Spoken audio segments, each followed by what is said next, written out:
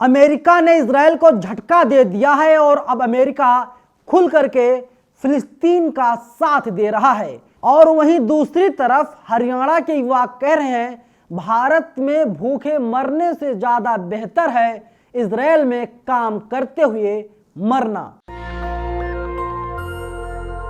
नमस्कार, मेरा नाम नवीन कुमार नंदन और आप देख रहे हैं नेशनल दस्तक।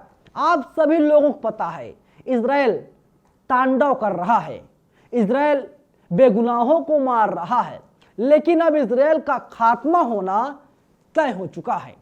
मैं पहले दिन से 7 अक्टूबर से नेतन्याहू को आगाह कर रहा था, यही बता रहा था नेतन्याहू अगर तुम इस वीडियो को देख रहे हो तुम जा करके और भी सारी वीडियो को देख लो जो मैंने नेशनल दस्तक पर बनाया है। उसमें मैंने हर एक वीडियो में आपको बताने की कोशिश की है, समझाने की कोशिश की है नेतन्याहू युद्ध को रोक दो वरना अंजाम बहुत ज्यादा बुरा होगा। लेकिन तुम इंसान हो ही नहीं, तुम सुधरना चाहते ही नहीं थे। लो जो किए हो अब उसका खामियाजा भुगतो। ये मैं नहीं कह रहा हूं, ये एनबीटी की एक रिपोर्ट कह रही है। एनबीटी लिखता है फिलिस्तीनी स्टेट के बिना नहीं निकलेगा विवाद का हल, अमेरिका ने इजराइल को बड़ा झटका दिया है। आगे लिखता है एनबीटी इजराइल और फिलिस्तीन के बीच जारी विवाद को लेकर अमेरिका की ओर से अहम बयान आया है।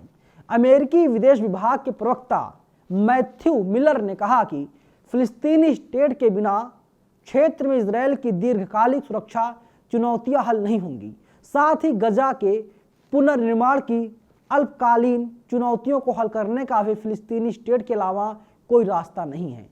मिलर ने यह भी कहा कि फिलहाल इजराइल के पास एक अवसर है क्योंकि क्षेत्र के देश उसको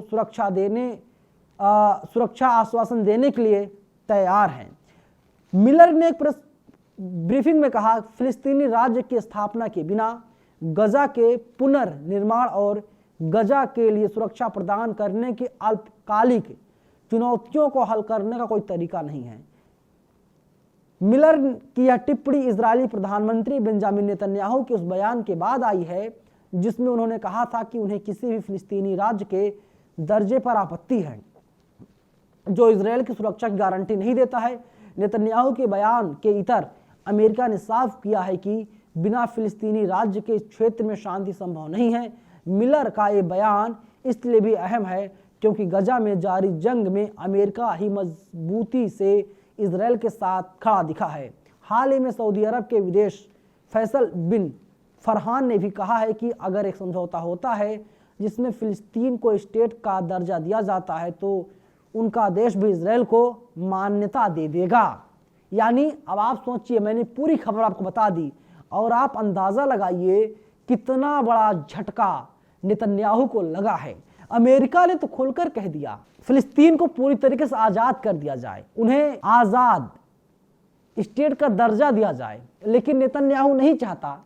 अब आप सोचिए, आप कल्पना कीजिए कि अब नेतन्याहू के साथ कौन खड़ा है।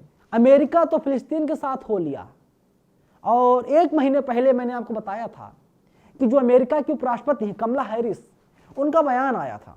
उन्होंने कहा था कि किसी भी बेगुनाह का कत्ल करना ठीक नहीं है, इंसानियत के खिलाफ है, मानवता के खिलाफ है। लेकिन नेतन्याहू बेगुनाहों को मरवा करके कुत्ते, बकरी, भेड़, जानवर, हाथी, सुअर सबको मरवा करके मर्दानगी दिखा रहा था। कह रहा था कि मैं मर्द हूं, मेरी छाती 74 इंच की है। लेकिन हुआ क्या साहब? वही हुआ जो वास्तव में होना चाहिए था। आज 21 जनवरी 2024 है, ये महीना 31 का है। 31 जनवरी तक आपके सामने खबर आ सकती है कि अमेरिका पूरी तरीके से इजराइल के खिलाफ हो गया है और हो सकता है कहीं ऐसी खबर ना आ जाए अमेरिका फिलिस्तीन की तरफ से लड़ाई लड़ेगा और इजराइल को नेस्तनाबूद करने का काम अमेरिका ही करेगा, क्योंकि नेतन्याहू की सारी हेकड़ी निकल गई है।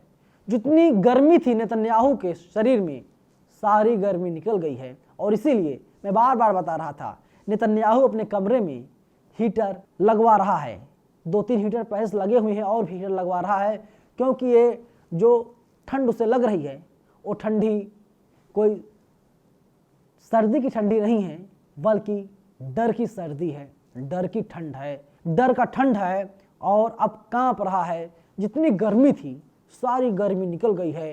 नेतन्याहू परेशान है, हैरान है, उसके पास अब कोई रास्ता नहीं बचा है। अब करे तो करे क्या, जाए तो जाए कहाँ। बोलता हिंदुस्तान का एक ट्वीट है, ये लिखता है, यहाँ भूखे मरने से बेहतर है इजराइल में काम करते हुए मरना। हरियाणा के बेरोजगार युवाओं का ये बयान सामने आया है, क्योंकि खबर सामने आ रही है कि इजराइल ने कहा है कि उत्तर प्रदेश और हरियाणा से कुछ बेरोजगारों को इजराइल भेज दिया जाए और इन लोगों को तकरीबन 1 लाख रुपए के आसपास महीने का वेतन मिलेगा। और अब हरियाणा की वह कह रहे हैं कि हरियाणा में तो साहब नौकरी ही नहीं है, वहाँ की सरकार रोजगार नहीं दे पा रही है, यहाँ पर हम लोग भूखे मर रहे हैं।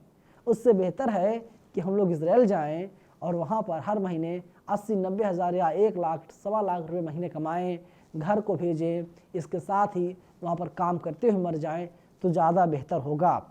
और अब देखिए, सदाब आफरीन का एक ट्वीट है, जो वीडियो उन्होंने शेयर किया है उस वीडियो को हम नहीं दिखा सकते क्योंकि विदेश का वीडियो है, यूट्यूब की गाइडलाइन है, लेकिन इन्होंने जो लिखा है हम आपको दिखा रहे हैं। इस लिस्ट में उन मासूम शहीद फिलिस्तीनियों के नाम हैं जिन्हें इजराइल पिछले 108 दिनों से बमबारी करके शहीद कर दिया। इजराइल 108 दिन से गजा में हर रोज़ सैकड़ों फिलिस्तीनियों को शहीद कर रहा है।